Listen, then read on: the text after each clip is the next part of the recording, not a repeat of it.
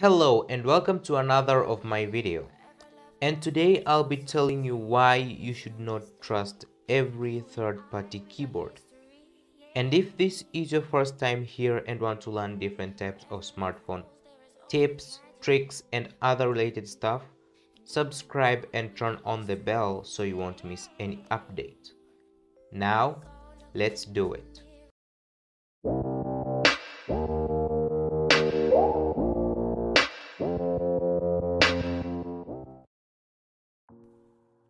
As you all know that every smartphone comes with its own system keyboard, but most of the system keyboards don't offer much. That's why people decide to replace the system keyboard with a third-party keyboard in order to get the cool features that the system keyboard won't offer.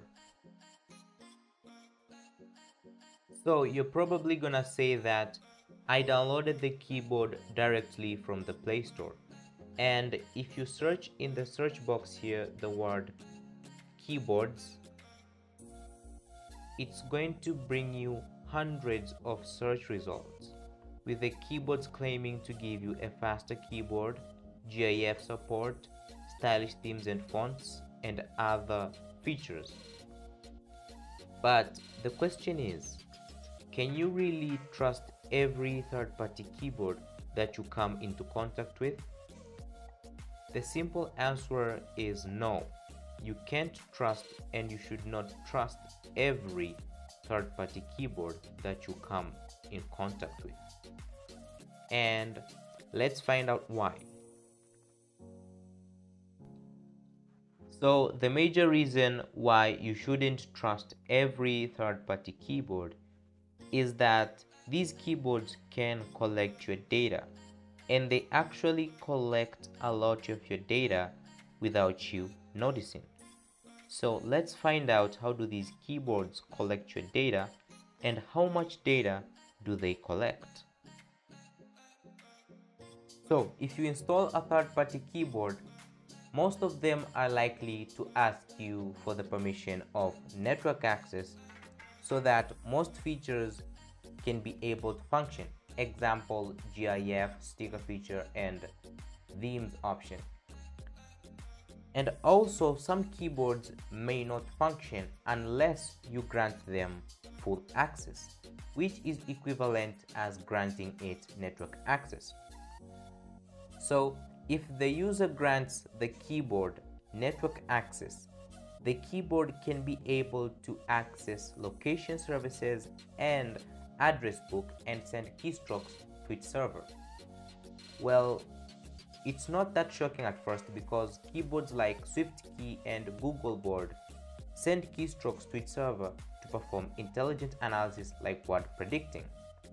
But in the second case, the other keyboards may use these keystrokes to learn your bank account details, your passwords, and your credit card number, which is later sent to its servers.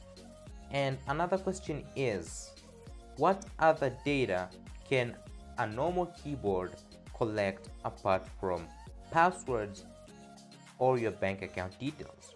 So let's find out. Okay, so other type of data that these third-party keyboards can capture include your phone number, your email address, your full name, your device characteristics, which includes device model, Android version, and IMEI numbers. Also, it can capture your social network profile details, your physical location information, and as well as your address book and contact records.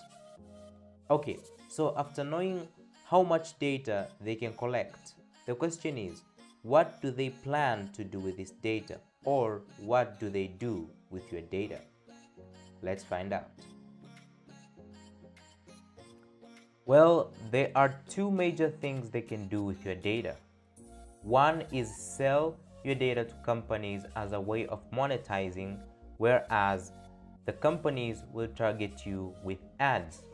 And two, they can either use your data to get access to your social media accounts, your bank account, or use your data to get what they want. That's all. I hope you learned something, and if you did, be sure to give this video a like, and thank you for watching. Let's meet again in the next one.